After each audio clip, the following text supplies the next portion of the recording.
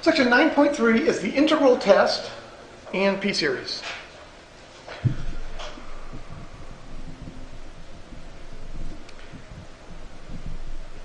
So far, if we have an infinite series, we only have two ways of telling if it converges or not. Well, and one way to tell if it diverges.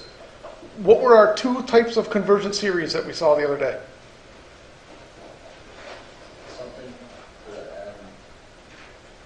Geometric. Geometric, which is when we had a fraction to a power, and if the fraction was smaller than one, it converged, bigger than one, it diverged. In the telescoping series. Those were our two types of series that we knew converged. And then we had a theorem called the divergence theorem, which told us if the terms didn't get small, then it didn't converge. So those were our only three things so far.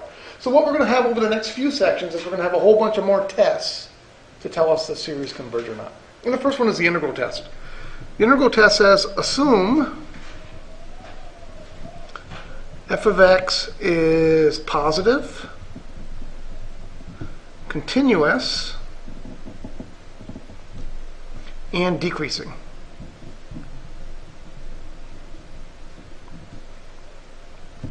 If f of n equals a sub n, so if the f values are the same as the a values, then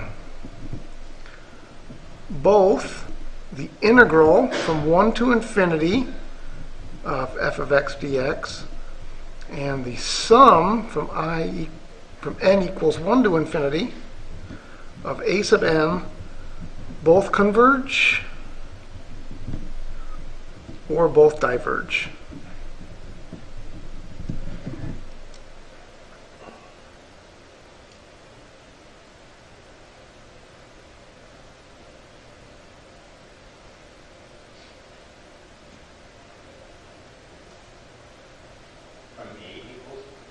N, that's an n there. N equals 1 to infinity. All right, so here's how this is going to work. I'm going to give you an infinite series. It might look like the sum from n equals 1 to infinity of 1 over n squared.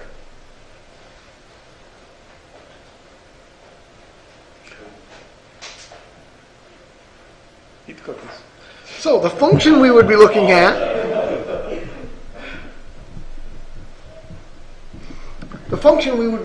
would be f of x equals 1 over x squared. Is f of x equals 1 over x squared, is it positive? Yes. Yes, it certainly is. Is it continuous? Except at 0, but that's okay because we're starting at 1. Is it decreasing? I heard a vote for yes, and here's some votes for no. Yes. Yes, it is decreasing. How come? When, as the bottom gets bigger, the whole fraction gets smaller. Or what would be another way you could convince me that the function is decreasing? No, I'm looking for the calculus way. What's the calculus way of the first derivative? So this is the same as x to the negative 2. So f prime of x would be negative 2x to the negative 3, which is negative 2 over x cubed. So is that function decreasing? Yes, because the derivative is negative, as long as x is a positive number, and we're only dealing with positive numbers here, so we're fine. All right, so our function f meets all the criteria. The function was continuous, it was positive, and it was decreasing. So I'm going to take the integral from 1 to infinity of 1 over x squared dx. If this integral converges, then that series also converges. If this integral diverges, then that series diverges. They go together as pairs. What's the well, first thing I need to take the limit as b goes to infinity. This is an improper integral, the integral from 1 to b of 1 over x squared dx. That's the limit as b goes to infinity. What's the antiderivative of 1 over x squared?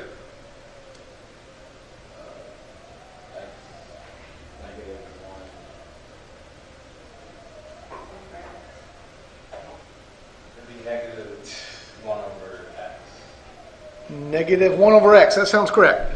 Because we're going to think of this as the integral of x to the negative 2. So that's x to the negative 1 over negative 1.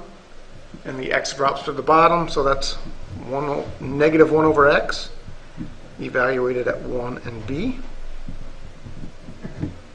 All right, so what happens when I plug b in, and then I think the limit as b goes to infinity? It goes to 0. Minus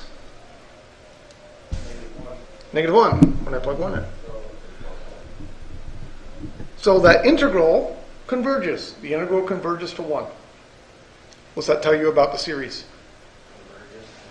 So our answer would be converges by the integral test.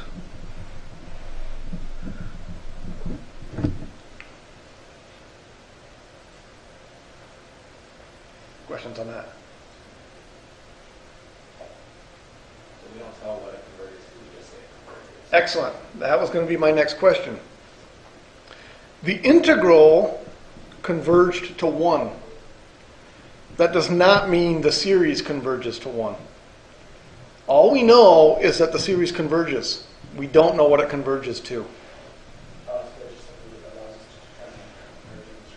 Correct. This theorem only tells us if it converges or diverges. It does not give us what it converges to. Is that all we're looking for at this point, though? That's correct. Usually when you're dealing with infinite series, really the only thing you want to know is does it converge or not. In this case it does. In fact, this one happens to be a famous infinite series. Sum from, I keep writing I, the sum from n equals 1 to infinity of 1 over n squared happens to converge to pi squared over 6. And how was that discovered? You don't need to worry about that. All you need to know is you can use the integral test and you can prove that it converges. Is that something that we'd have to do in like that introduction to the proofs class?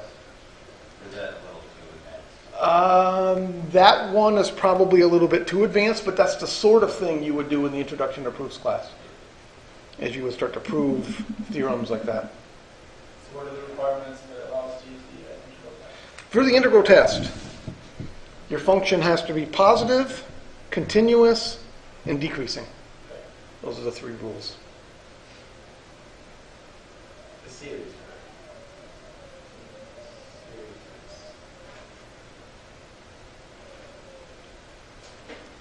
All right, here's another example.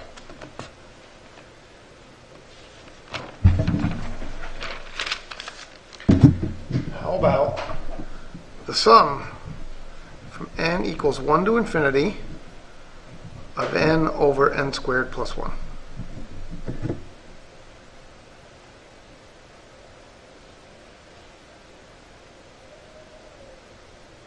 And the question given on a test or a quiz or homework would be, does that series converge or diverge? What would you do? check to see if it's positive. Okay, so your checklists are, is that a geometric series? No, why not? What does a geometric series look like? Positive check. No.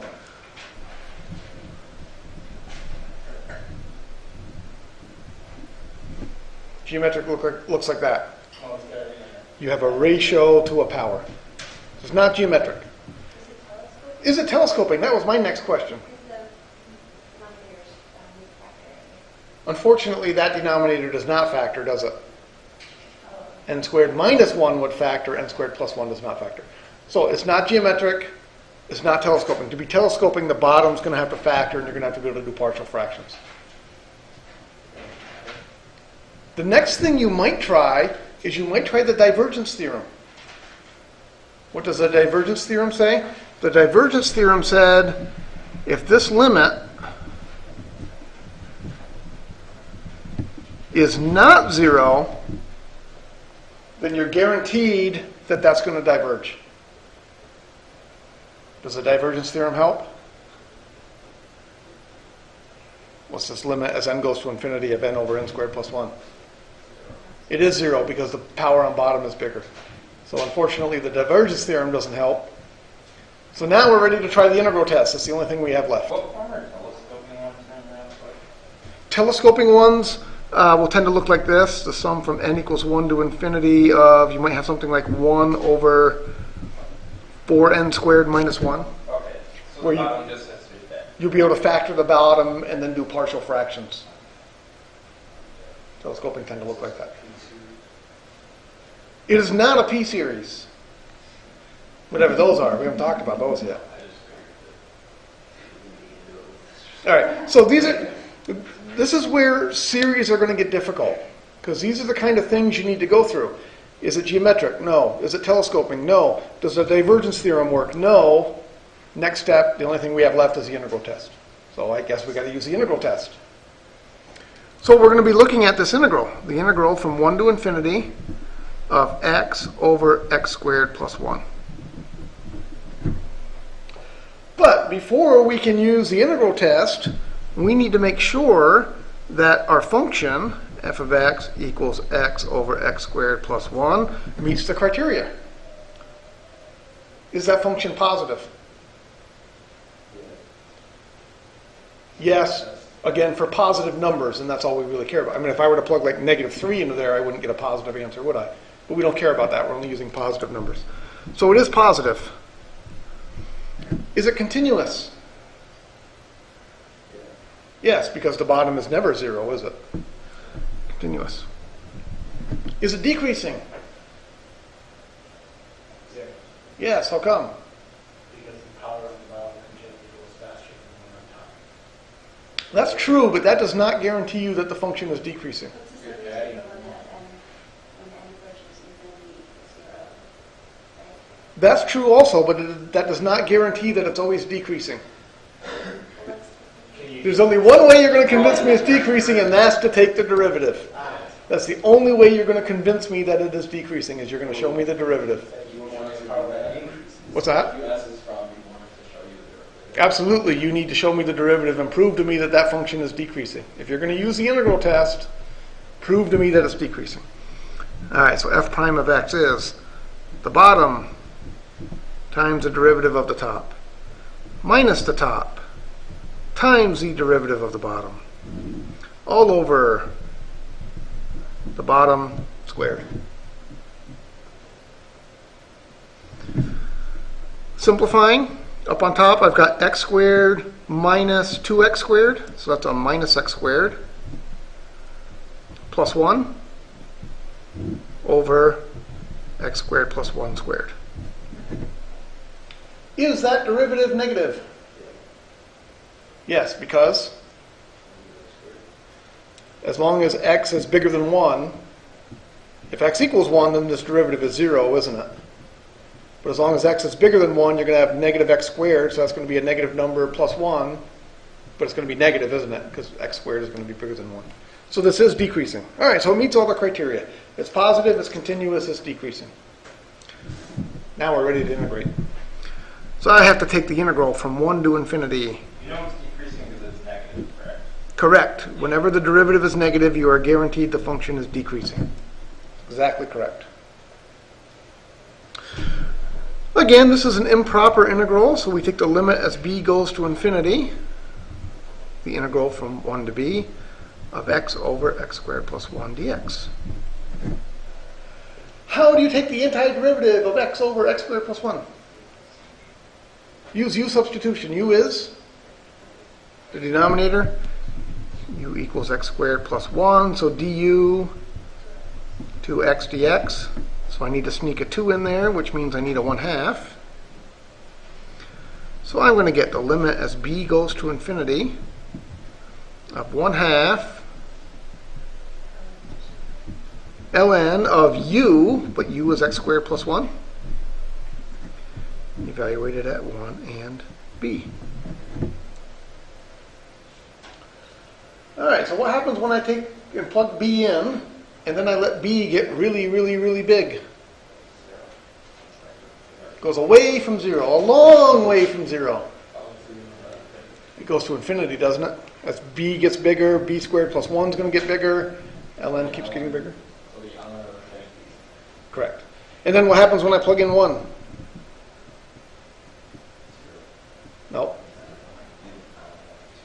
ln of 2, which is the only thing I'm trying to make sure of.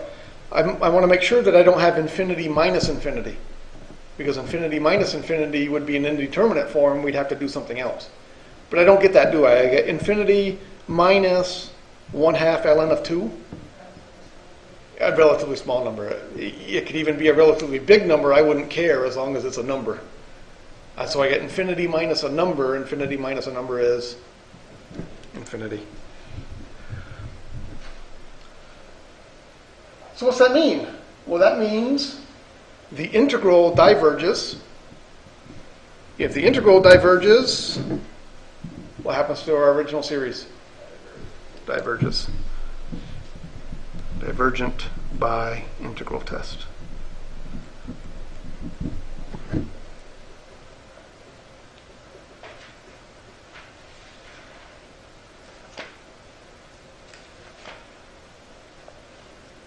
Questions on that?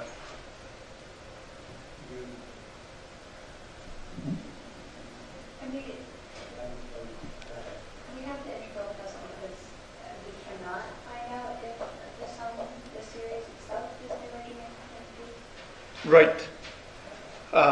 Because again, the only other two ways that we know are geometric and telescoping. So if you have a series that's not geometric and it's not telescoping, then you've got to do something else. And when we do geometric and telescoping, we're evaluating the series itself, and this is just a way to evaluate something. Correct. If I give you a geometric, the sum from n equals 0 to infinity of 5 times 2/9 to the n. This one you can tell me lots of things. One, you can tell me, is this converging or diverging? You had a 50-50 chance of being right. This one converges. Why does this one converge? Because r is between -1 and +1. So with a geometric series, we had a rule. If it converges, not only can I tell you it converges, I can tell you exactly what the answer is. And we had a formula. Our formula was a over 1 minus r. A in this case is 5, and r is 2/9. So that's 5 over 7/9. That's 45/7. But that's actually very, very rare. It's very, very rare that you can tell me the exact value of an infinite series. Usually the best you can do is say it converges. It equals something. I don't know what, but it's something. Are geometric and telescoping the only things we actually evaluate in the series itself? In this class, those are the only series we will actually evaluate themselves. So now we use their correlation to something else. Correct. So for everything else, our answer is going to be, it's a number. I don't know what number, but it's a number. For the geometric series, it says that the absolute value of r has to be between 0 and 1. So it just means it can't be, it just has to be an integer, right? No. Negative. So what I said, when I said this number 2/9, people said it was less than 1. What I said was this number 2/9 is in between -1 and +1. And it's not 0, right? Well, it could be 0. Because if this is 0, 0 to any power is 0, and 0 times 5 is 0. And if I add up a whole bunch of zeros, I get 0. That's an easy one. Okay? So in the theorem, when I wrote it down, I think I wrote that. That's the same as saying r is between -1 and +1. So a lot of people just say r is less than 1, and that's not really true. If this ratio here is -2, that's less than 1, but that's no good. It's still going to diverge. Too big. So that's to be a fraction. Absolutely has to be a fraction. Okay. Well, it could be an irrational number. Maybe it's not a fraction, but it could be some irrational number too, I suppose. Like that's a rational number, 0.64. Yeah, I said it could be an irrational number. So it could be, no, it could be pi. Pi is too big, right? Yeah, I pi have is too big. before though. It could be pi over 4. So if that ratio right there is pi over 4, then it would still converge. Absolutely. Or even pi minus Pi minus 4 would work too, because that's still between -1 and +1. 4. Pretty close to -1, but it still squeaks in. Well, I'm a little confused on, when you did the divergence theorem, you said that it equals the limit as n approaches infinity will equal 0, correct? So you said it's converging. So then we do the integral test because it's positive, continuous, and decreasing, then we find it's divergent. So Okay. that's the final test. You have to be very careful with that divergence test. So the divergence test says two things. You have to sum from n equals 1 to infinity of a sub n. If this limit, as n goes to infinity, of a sub n is not 0, then you're guaranteed that your infinite sum is divergent. And then conversely it says, if this series does converge,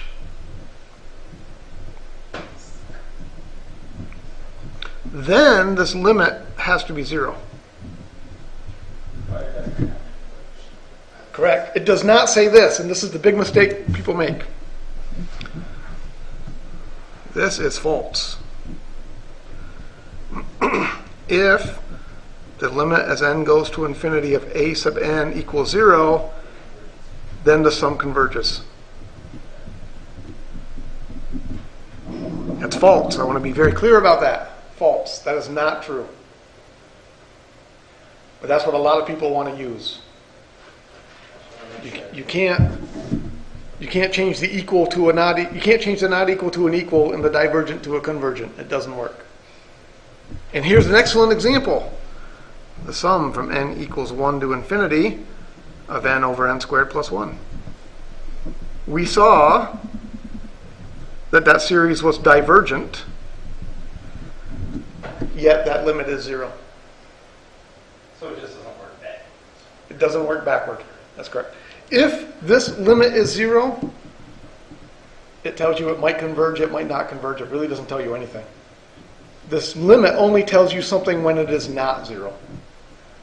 When this limit is not 0, then you know something. Pretty much like if it's continuous, it's divergent, and so it's differentiable. It's differentiable. It's not No, if it's differentiable, it's continuous. If it's differentiable, you're guaranteed it's continuous. If it's continuous, you are not guaranteed it's differentiable. I knew it. It's been a while. Been a while. Sorry, I was That's okay. really packed up the entire room before I had to leave right after that being kicked out. That was ridiculous. When did they kick you out? Sometime like that. So I got in the lab and They don't even wait till like 8. No. Yeah, it's like 4 o'clock. Yeah, it's 4 or 5, maybe at 2. All right, the last thing we have in this series, this section is called p-series. And p-series look like this. Sum from n equals 1 to infinity of 1 over n to the p.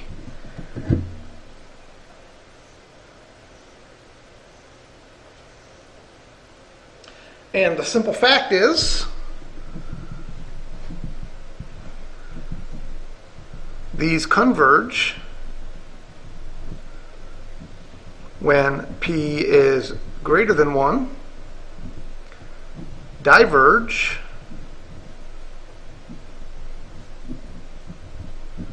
when p is less than or equal to 1.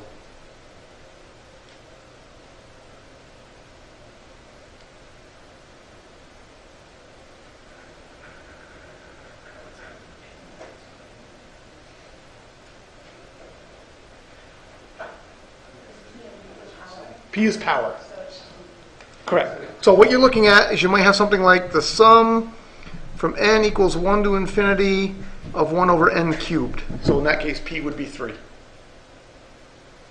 Does that converge or diverge?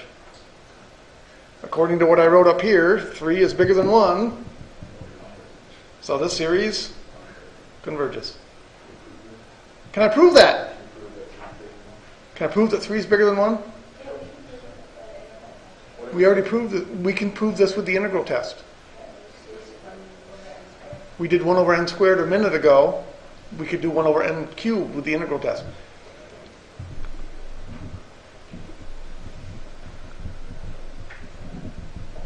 Is 1 over x cubed positive? Yes. Is 1 over x cubed continuous? Yes. Is 1 over x cubed decreasing? You can take the derivative and you can show me very quickly that it's decreasing. What's the antiderivative of 1 over x cubed? Negative 1 over x squared. So we're going to have the limit as b goes to infinity. Negative 1 over x squared, evaluated at 1 and b. When I plug b in and then I let b get really, really big, it's not right. so I shouldn't listen to him. Told you it's been a long day. Negative 2 over x squared? Because Yeah. it's x to the negative 3 and we put it over. Yeah. That one maybe? Yeah. And power should be. The antiderivative of x to the negative 3 is x to the negative 2 divided by negative 2.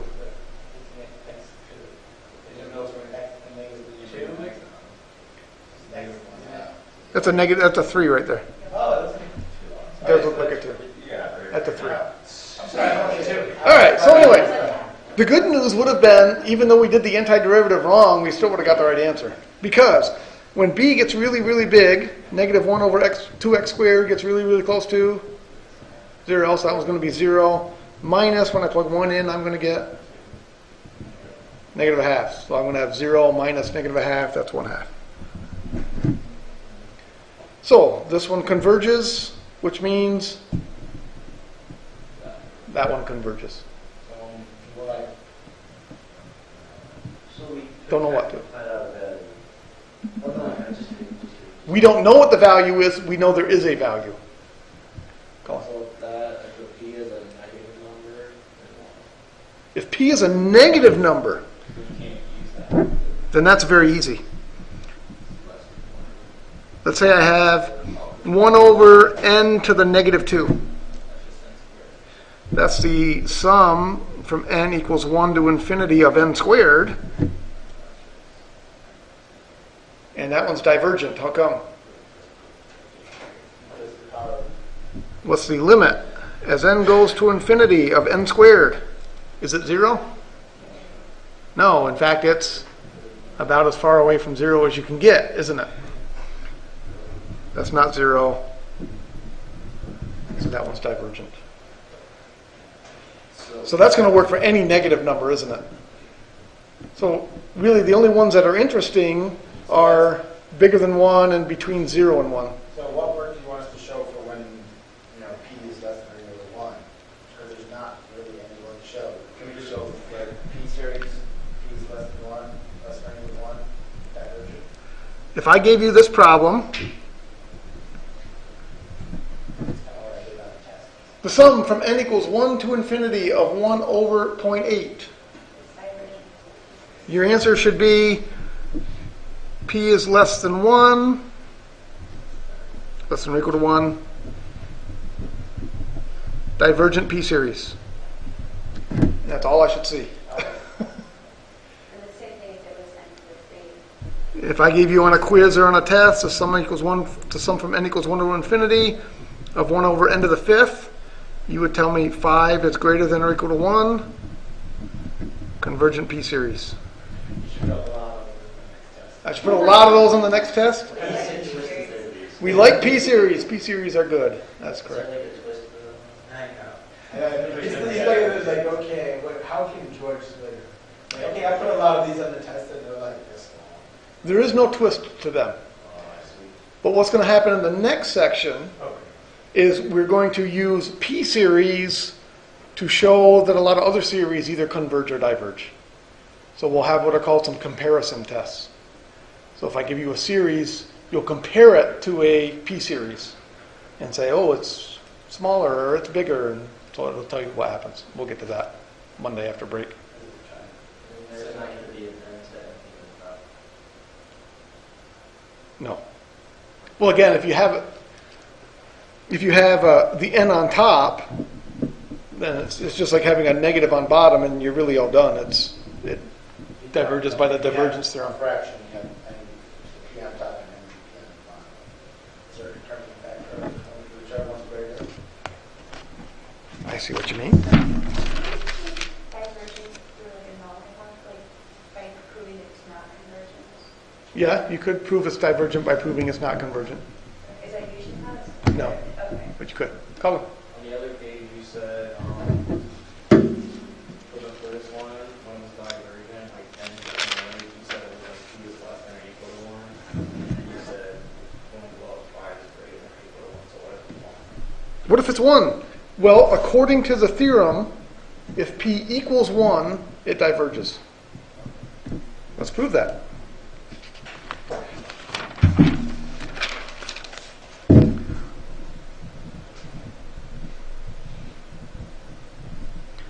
And the way I'm going to prove that is I'm going to look at this integral.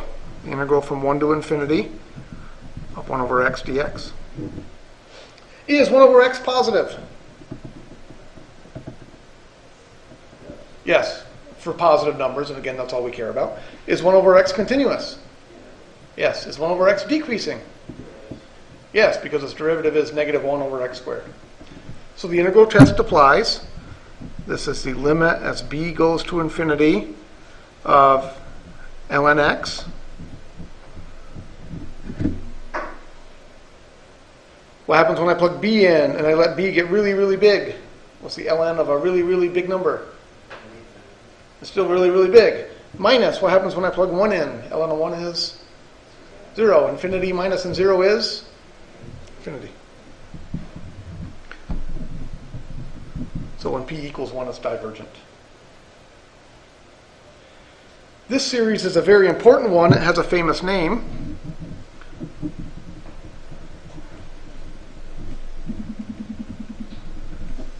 It's called the harmonic series. Anybody know why it's called the harmonic series? Is that something to do with frequency? It has something to do with frequencies, yeah. A node appears, I agree. So is it something to do What's that? A node, a point of no resonance, right? Yes, you get resonance. So it's kind of like this is 1 plus 1/2 plus 1/3 plus 1/4. What happens if you take a string and you pluck it, cut it nice and tight and you pluck it, and then you cut it in half and pluck it again? For these sound frequency rises. Not exponentially. You actually get, let's say this is on a keyboard, let's say this is middle C. If you cut the wavelength in half, then you get C 1 octave higher. So if you take a string and you pluck it and it makes a note, cut it in half, pluck it again, it gives you the same note 1 octave higher. If you cut it in third, nope, you get a different note. But these notes fall in music theory, they fall into what's called a harmonic pattern. So for example, this might be, I don't think 1/3, I don't remember what note 1/3 gives you. I don't think it's the major fourth or the major fifth, but it gives you something important. I don't remember which one. This one would be the same note 2 octaves higher, because you've cut the string in half and then you cut it in half again. So that one would be the same note 2 octave higher. And then 1/5 would be a different note in the scale. Would that note be the same note as 1/3? Nope, It just means the same. because they're not in the same ratio. 1/3, 1/6. 1/3 and 1/6 would be the same, because 1/3 times a half is 1/6. So 1/3 and 1/6 would be the same, just off by an octave. Okay, so that's why this is called the harmonic series. It has a lot to do. These numbers have a lot to do with music theory and how. What's that? You play the piano? A little bit. Not very well.